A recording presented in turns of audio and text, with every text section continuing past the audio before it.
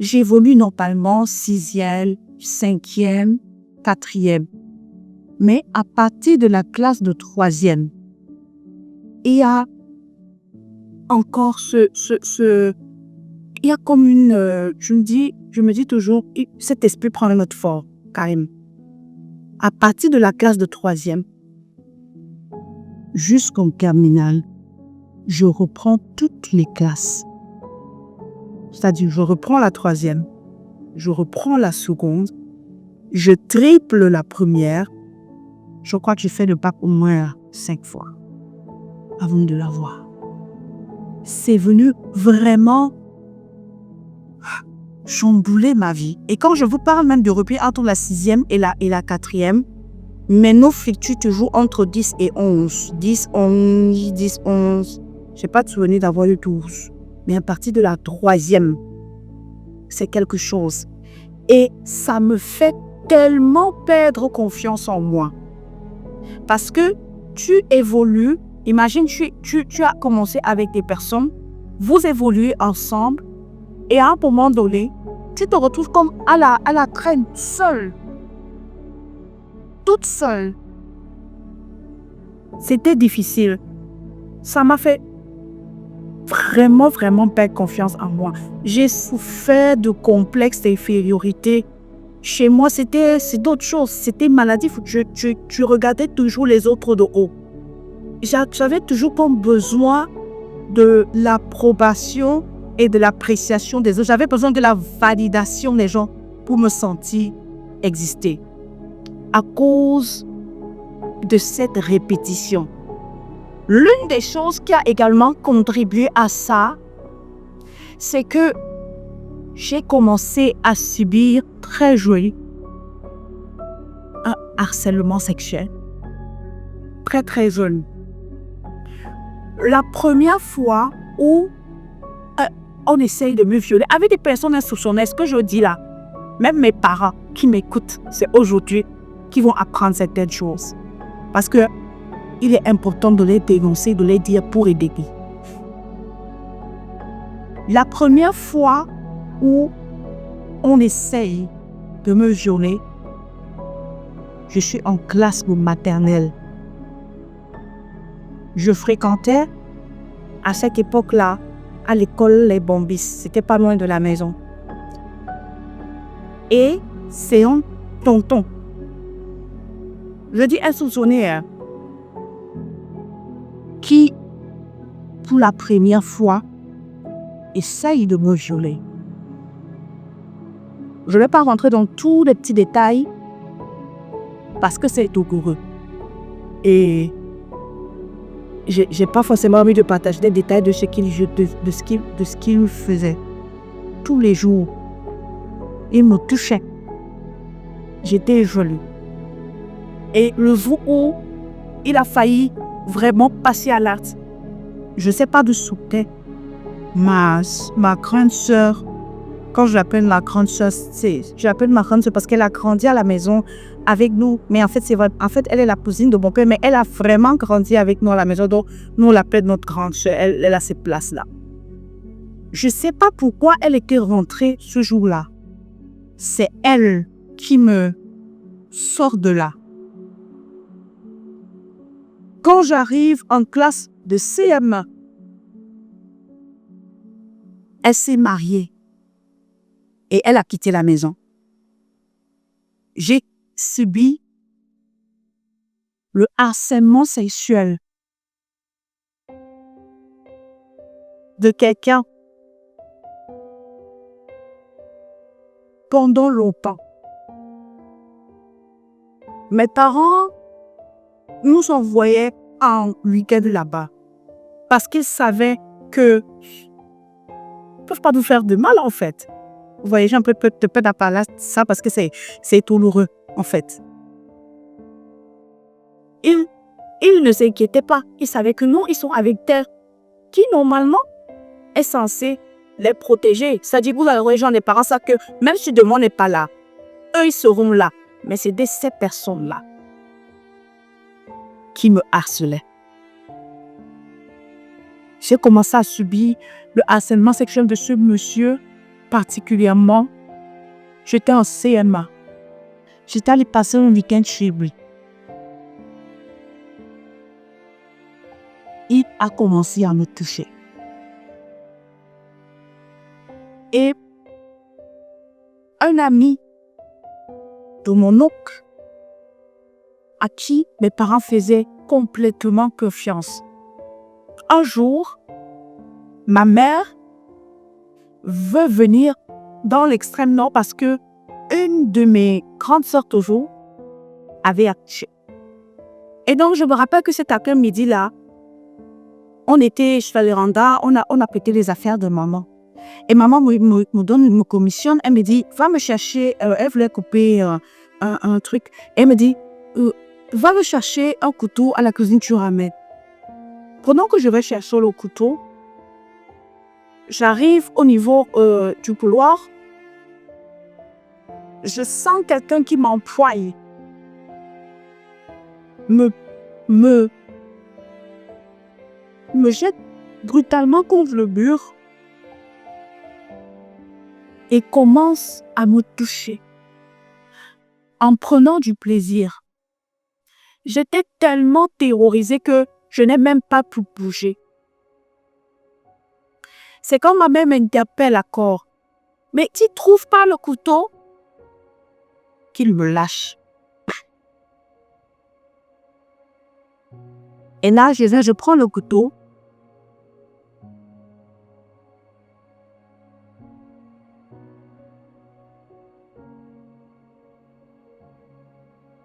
Alors, vous remarquerez certainement que la couleur de visage a changé. Quand le maquillage a bouclé, parce que tout à l'heure, j'ai dû arrêter.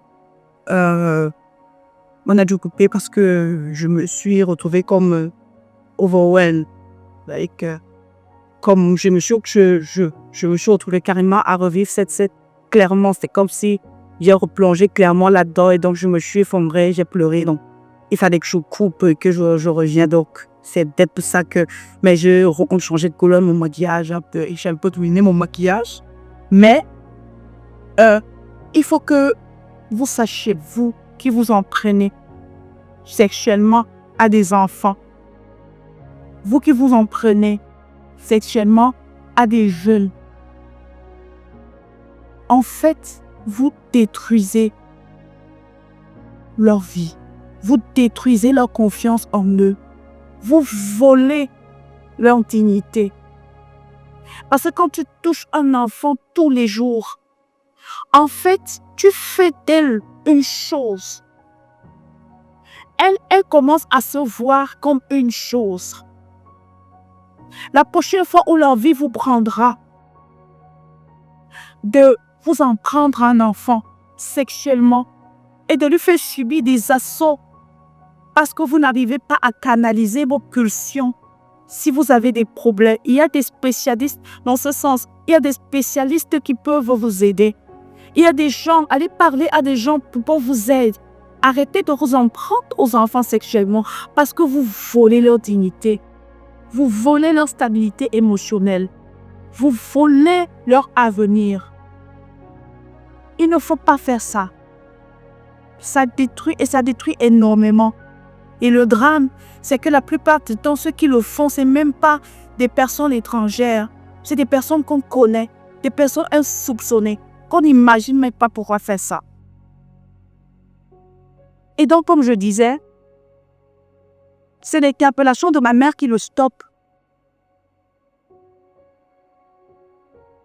Et je ressors, je remets le couteau à maman et puis voilà, elle voyage. Mais dès cet instant, quand ce tonton arrivait à la maison, je ne peux pas vous expliquer, mes pieds se dérobaient sous moi, je paniquais, j'avais du mal à respirer et tout. Un jour, mes parents, il y avait nuit de prière à l'église et il fallait qu'ils y aillent. Ils lui faisaient confiance, ils n'imaginaient même pas. Et il était censé venir nous garder pendant que mes parents étaient sortis. Cette nuit-là, je ne sais pas d'où m'est venue la sagesse. Moi, j'étais déjà assez grande. Donc, du coup, j'avais une chambre propre à moi. Les deux, et ma petite sœur et moi, on avait une chambre et mes autres petites sœurs dormaient dans l'autre chambre. Et quand papa et maman dit, c'est tonton tel qui va venir vous garder. Sachant ce qu'il faisait chaque fois qu'il était là. J'ai pris cette nuit avant qu'il n'arrive. J'ai sorti le matelas de mes sœurs. J'ai mis dans ma chambre. J'ai pris les bouteilles d'eau. J'ai mis dans la chambre. J'ai pris un pot. J'ai mis dans la chambre. Et mes jeunes sœurs qui dormaient déjà, quand mes parents allaient à la nuit de prière, je les ai portées. Je les ai mis sur ce matelas que j'avais apprêté, que j'avais aménagé dans ma chambre.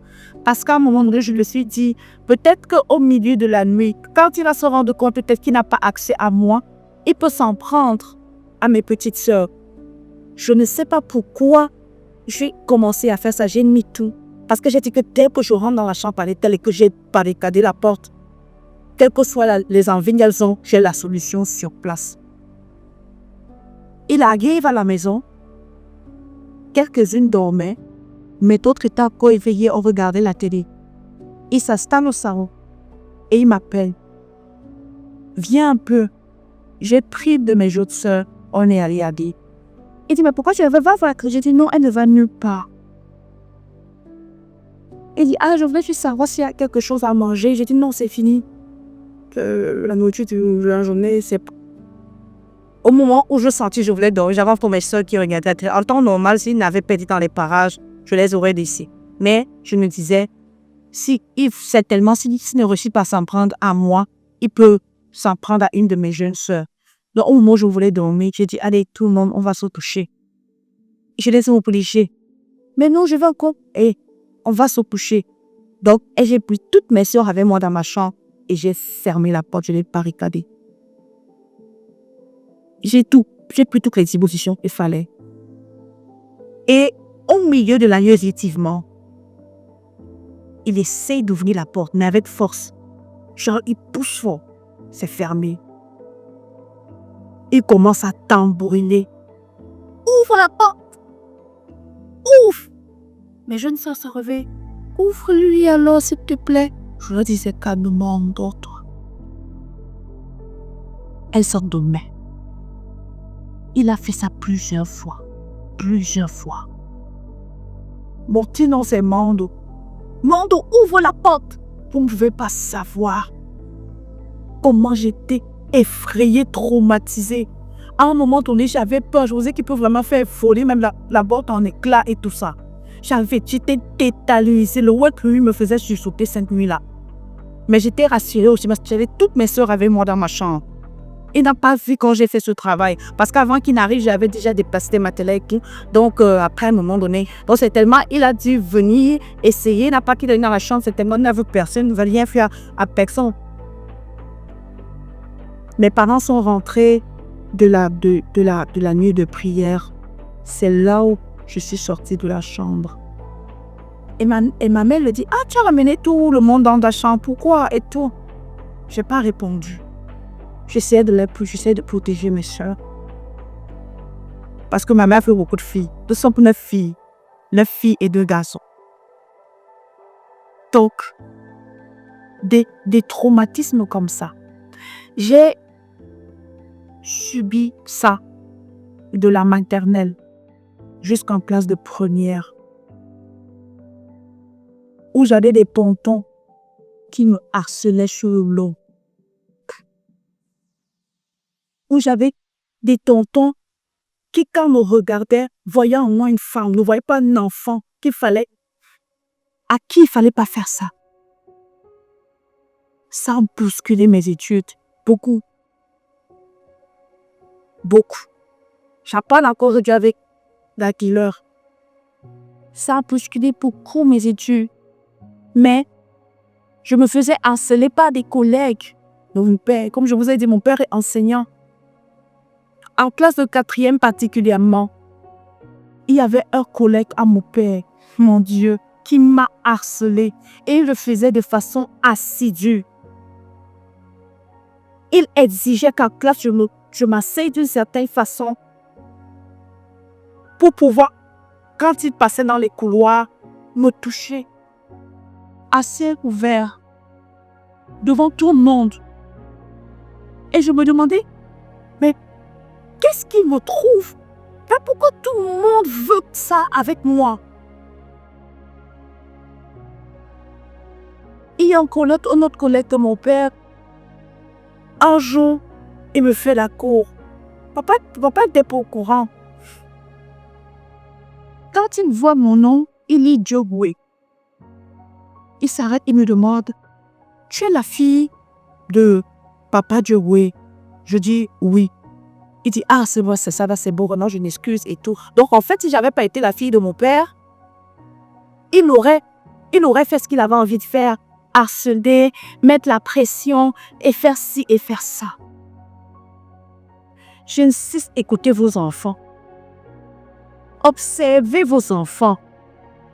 Quand vous voyez un enfant qui était super intelligent ou intelligent, ses notes commencent à chuter.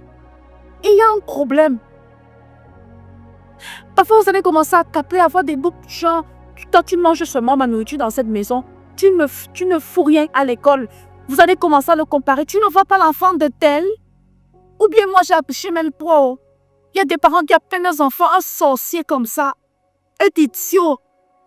Regarde-moi ça, avec ta grosse tête là. Hey!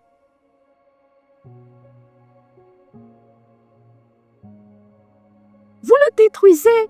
Vous détruisez sa nourriture, vous détruisez. Arrêtez ça. Ne faites plus ça. Ne faites plus jamais ça. Vous voyez un enfant qui était à l'époque en jouet, qui subitement ne jette plus, il s'est comme refermé. Vous commencez à dire, ah, je sais quel genre d'enfant j'ai.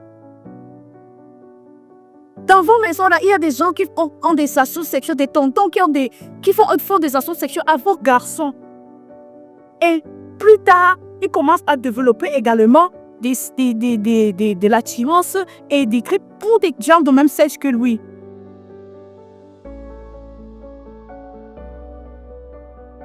Ma vie a été bousculée. Mes études ont été bousculées. Mais gloire soit rendue à Dieu. Parce qu'au milieu de ce chaos, encore, au milieu de tout ça, Dieu s'arrangeait toujours pour qu'aucun d'eux n'arrive jusqu'à l'acte en lui-même. Il m'a préservé. Il n'a pas permis qu'ils arrivent à l'acte en lui-même. À chaque fois, il y avait quelque chose qui va vivre. À chaque fois. De la maternelle jusqu'en classe de première. Je subissais ça. Que ce soit à la maison, que ce soit à l'école. Et tu es entouré par des personnes. Tu es entouré par des zones d'église. Tu es entouré par des gens qui ne voient pas, qui ne constatent pas, qui ne se rendent pas compte, qui mettent tout sur le compte de la détresse et sur le compte comment vous appelez ça, la puberté. Non, c'est pas toujours ça. Poser des questions, c'est fou l'adulte. Demandez. Et vous allez vous rendre compte qu'il y a vraiment un souci. Merci d'avoir partagé ce moment avec Visionnel. Abonnez-vous à nos pages YouTube, Facebook et TikTok. Le nom est simplement Visionnel pour découvrir la suite de nos histoires. D'ici là, n'oubliez pas, vous êtes aimés et bénis de l'Éternel. Shalom.